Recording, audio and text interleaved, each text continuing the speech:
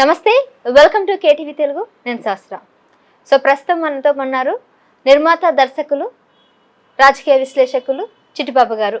నమస్తే సార్. నమస్తే సార్, కవితకి ఇవాళ బెయిల్ రావడం జరిగింది. సుప్రీంకోర్టు ధర్మాసనం 5 నెలల తర్వాత, దాదాపు 5 నెలల తర్వాత మంజూరు చేశారు. సో ఎలా అనిపిస్తుంది?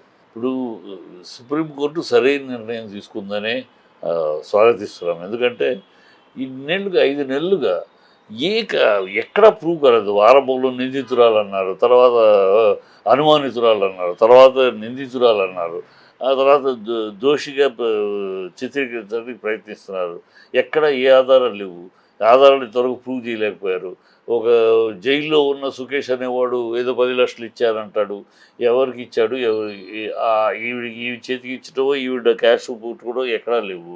ఎక్కడ మాటలు రికార్డింగ్ కూడా లేవు. వాడు చెప్తున్నాడు ఆవిడ కారు 666 ఆవిడ బండి, దాంట్లో ఆ డ్రైవర్కి ఇచ్చారు. వినటానికి కూడా వింతగా ఉన్నాయి. అది వీళ్ళకి ఆధారం. ఇంకెవడు అప్రూవర్గా మారాడు నాయరు, అతను చెప్పేది అప్రూవర్, వాడు దొంగ, వాడు జైలు అనిపిస్తే వాడు తప్పించుకుంటానికి ఇది వీళ్ళ చేతి చూపించి చేసుకెళ్ళిపోదు. వాడు చెప్పింది ఈ తప్పితే ఎక్కడ వేరే దురదృష్టం. సౌత్ ఇండియన్ గ్రూప్కి ఈవిడ సలహాదారు. ఎట్లా ఏం సలహా అంటే వాళ్ళు కలిస్తే సలహాదారు లేదా? ఆవిడ ఒక సీఎం కూతురు, ఒక ఎమ్మెల్సీ కనుక ఆటోమేటిక్గా వేరే రాష్ట్రానికి వెళ్ళినప్పుడు వాళ్ళు కలుస్తారు. పెద్ద పెద్దలు ఎవరైనా వచ్చి కలుస్తారు ఢిల్లీలో. అయితే మరి బెయిల్ రావడానికి ఎందుకు ఇంత ఆలస్యమైంది? అదే టెక్నికల్గా ఇప్పుడు సుప్రీంకోర్టు దాకా వచ్చేదాకా మామూలు హైకోర్టు టెక్నికల్గా వాళ్ళు మేము విచారణ చేస్తున్నాం, ఈ జరుగుతుంది. ఇప్పుడు విచారణ సమయంలో ఆవిడ వెళ్ళిపోతే సాక్ష్యాలు తారుమారు చేస్తారు. ఇదే టెక్నికల్ పాయింట్లు పెట్టి లాక్కెళ్ళారు.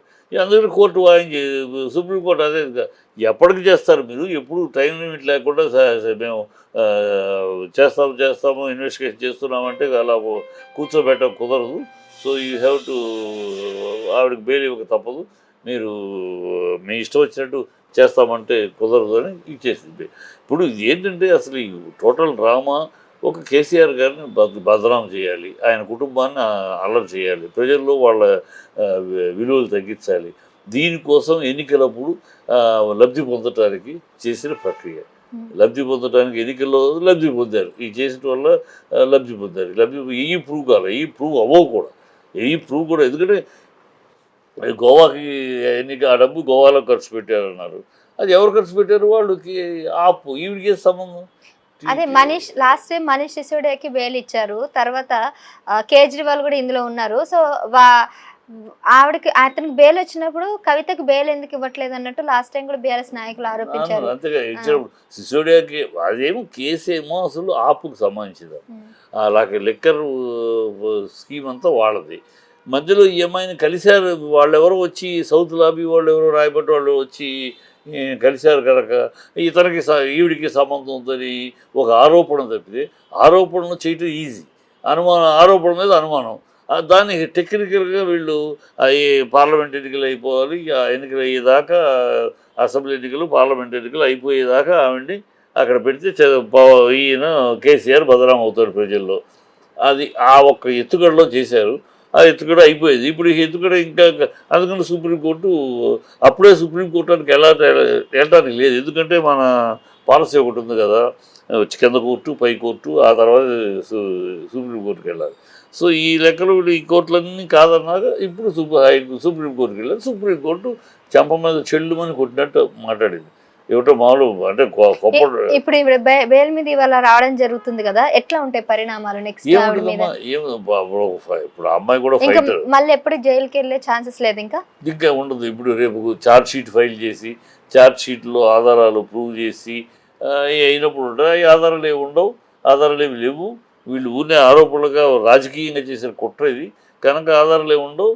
తర్వాత ఇంక కేసు కవిత కూతురు, ఆయన కరుణానిధి గారి కూతురు అమ్మాయిని ఇలాగే కనిమొళిని ఇలాగే చేశారు, జైల్లో పెట్టారు. తర్వాత రెండేళ్ళ తర్వాత అన్ని ఏమీ లేదు, ఆవిడ తప్పేమీ లేదు తేల్చారు. అదే జరుగుతుంది.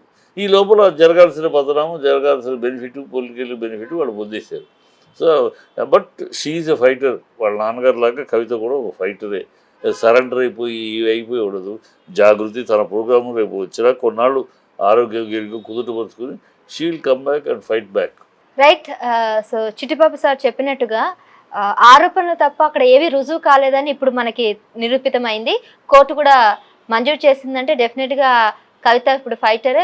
సో కడిగిన ముత్యంలాగానే బయటకు వస్తున్నట్టుగా మనకు కనబడతా ఉంది. మరి చూద్దాం పరిణామాలు ఏ విధంగా ఉంటాయి. ఎమ్మెల్సీ కవిత ఈరోజు తెలంగాణకి వచ్చే అవకాశాలు అయితే కనిపిస్తున్నాయి. సో కోర్టు మంజూరు చేయడం వల్ల బీఆర్ఎస్ నాయకుల్లో కూడా ఆనందం వ్యక్తమవుతుంది.